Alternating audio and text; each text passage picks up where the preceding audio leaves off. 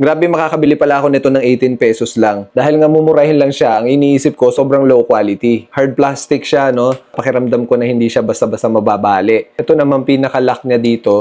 Ramdam mo na hindi siya basta masisira. Bakal itong pinaka-base niya. Sinubukan ko lang naman bumili nito dahil gagamitin ko sa extra helmet ko na ginagamit kong pampalengke, kung minsan pang angkas. Meron akong helmet na nawala na yung pinaka-lock niya dito sa kabila. Hindi ko siya mailak ng maayos, kaya gagamitin ko itong nabili kong lock. Suot lang natin dito sa may kabilang strap, then hahatakin.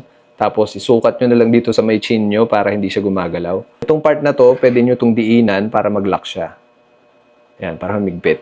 Ayan. So, pwede mo na siyang bitbitin na hindi siya matatanggal. So, ito naman yung female ng pinaka-lock nitong helmet.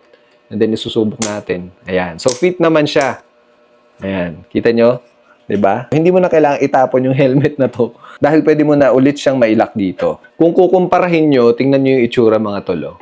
Napakalayo ng itsura.